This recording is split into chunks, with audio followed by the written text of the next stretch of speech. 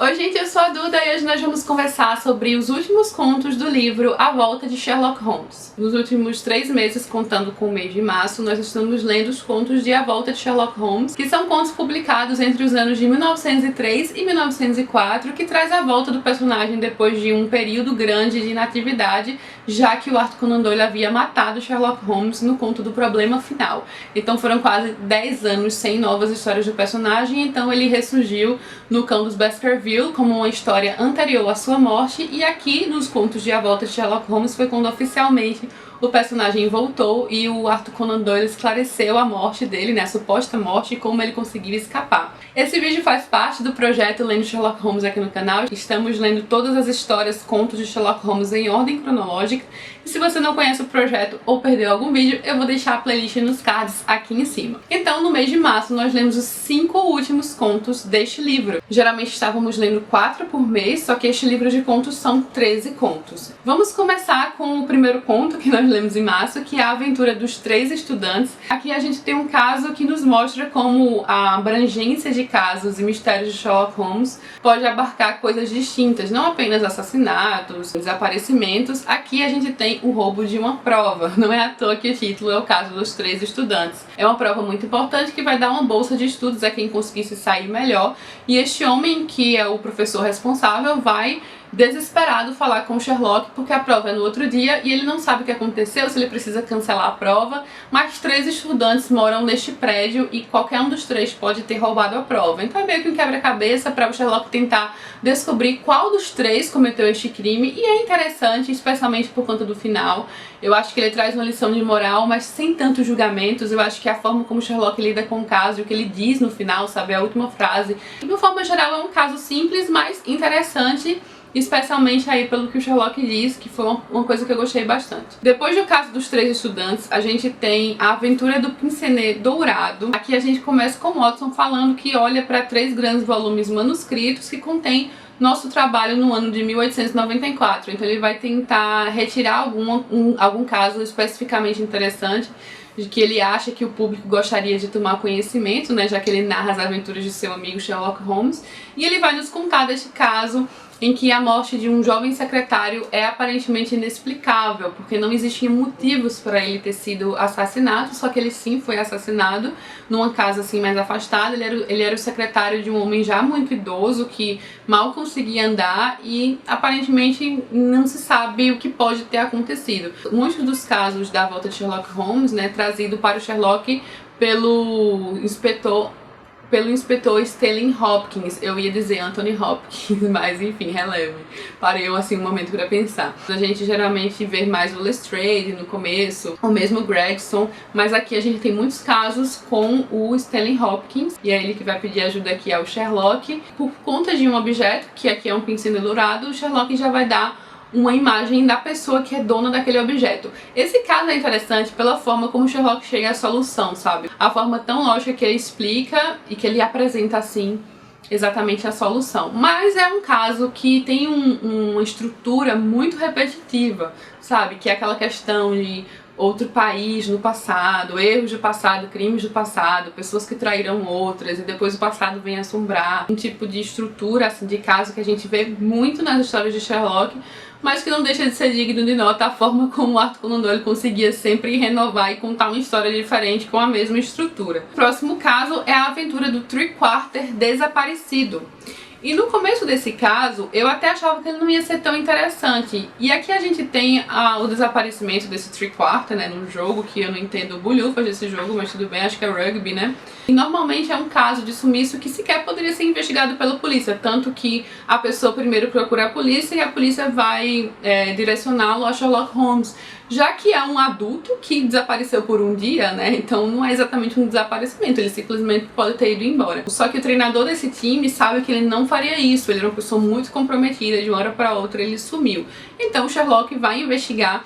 E de início, como eu falei, eu achei que não seria tão interessante, mas ele torna-se interessante a partir do momento que o Sherlock pega uma pista e vai para Cambridge. E lá em Cambridge, de início, ele é completamente despistado por um grande doutor.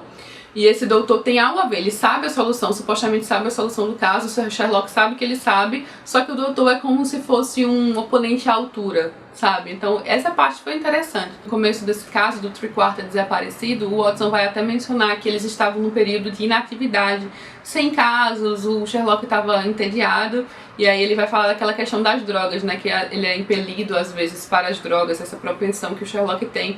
Aí ele vai dizer que durante anos eu o afastei gradativamente das drogas, que certa vez chegaram a ameaçar sua notável carreira. Agora eu sabia que em condições normais ele não procurava estímulo artificial, mas tinha consciência de que o demônio não estava morto, apenas dormia, e sabia que era um sono leve e o despertar ficava muito próximo, quando em períodos de ociosidade observava a tensão no rosto austero de Holmes e a melancolia de seus olhos parados e inescrutáveis. Este caso vai vir para tirá-lo da ociosidade. E outra coisa interessante de mencionar nesse caso é que em determinado momento o Watson vai dizer que o meu grau de afastamento de minha profissão era demonstrado pelo fato de que eu nunca tinha ouvido falar de Leslie Armstrong, que é o doutor deste caso que eu mencionei pra vocês. Eu acho interessante porque às vezes o Arthur Conan Doyle nos diz umas coisas assim bem aleatoriamente, sabe? Como quem não quer nada.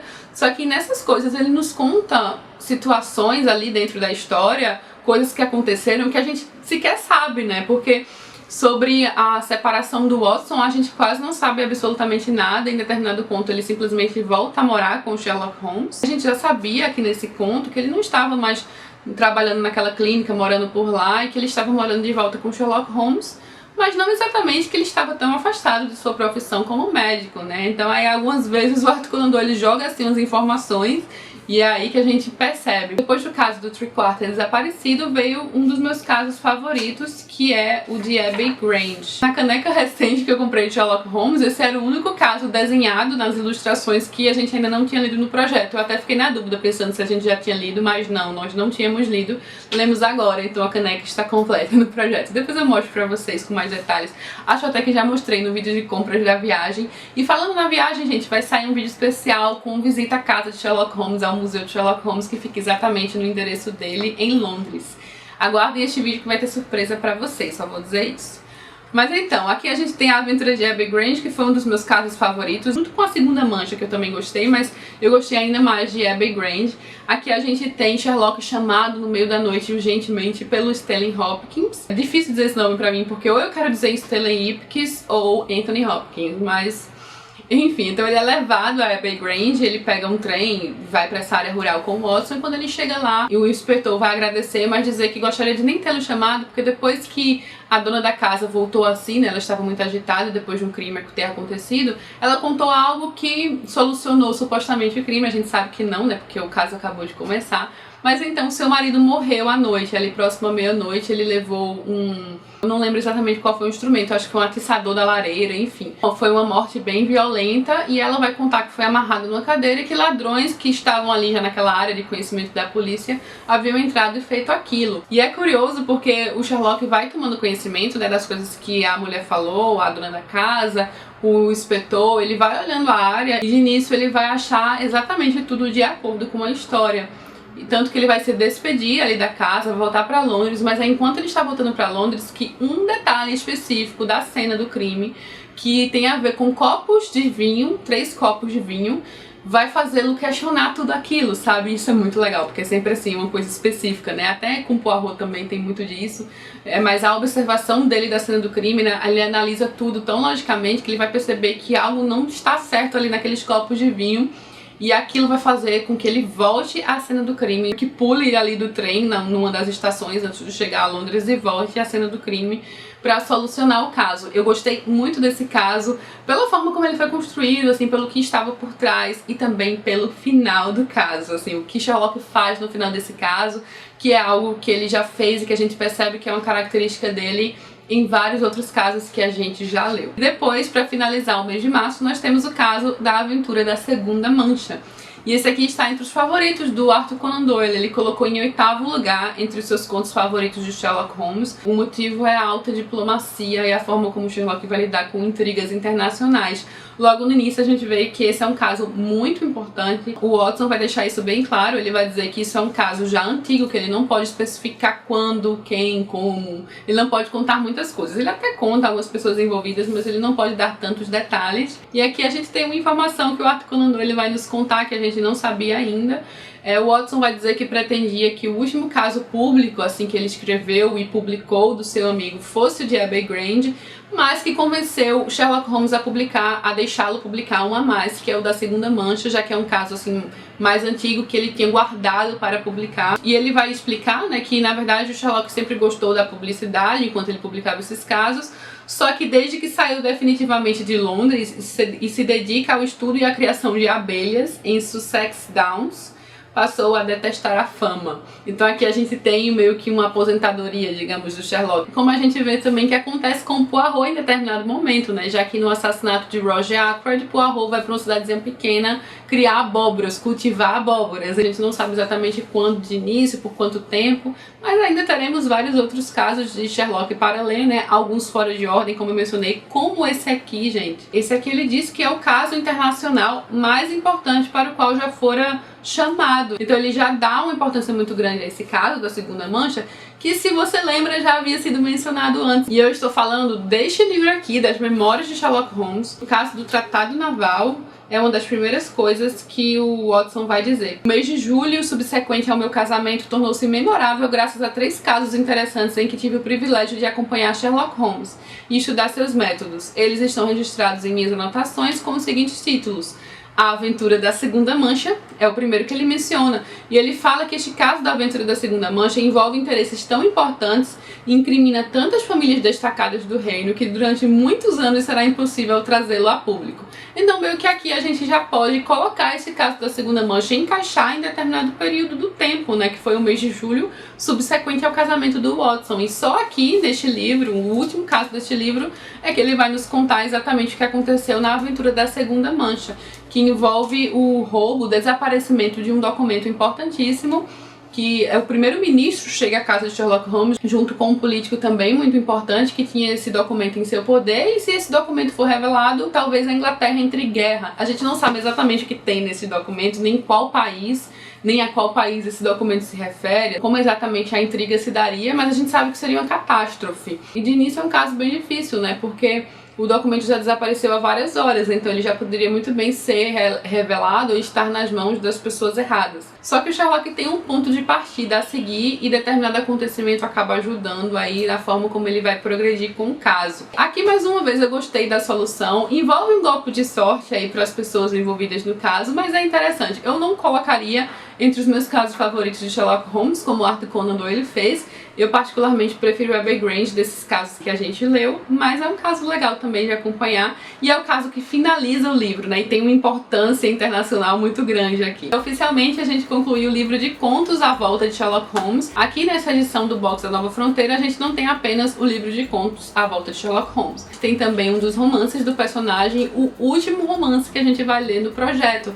Só são 4 romances de Sherlock Holmes, nós já lemos 3, e o último é O Vale do Medo, ou Vale do Terror, depende da sua tradução. Aqui está como Vale do Medo, e eu tô muito empolgada, particularmente porque este era o único romance de Sherlock Holmes que eu ainda não tinha lido, né? É o único que eu ainda não li. Vou ler agora pela primeira vez com vocês no projeto, e deixo aqui o convite a todos que queiram ler conosco. Ainda que você não acompanhe o projeto aí certinho todos os meses, sempre que aparece um dos romances do personagem é uma oportunidade para entrar e ler conosco, compartilhar a leitura conosco, e dessa vez a última leitura de um romance no projeto. Já estou até com saudades. Mas ainda tem outros 2 livros de contos pela frente, então ainda tem mais alguns meses de projeto. Geralmente eu deixo o vídeo marcado para o último dia do mês, né, por aí, só que dessa vez eu vou deixar o vídeo de Sherlock marcado, né, pra gente conversar sobre o Vale do Medo, para o dia 1 de maio. É exatamente um dia depois, né, como se fosse o finalzinho de abril. E é isso, gente, eu espero que vocês tenham gostado do vídeo, que tenham gostado dos contos. Vamos continuar a conversa aqui embaixo, me fala qual foi o seu conto preferido, o que você achou.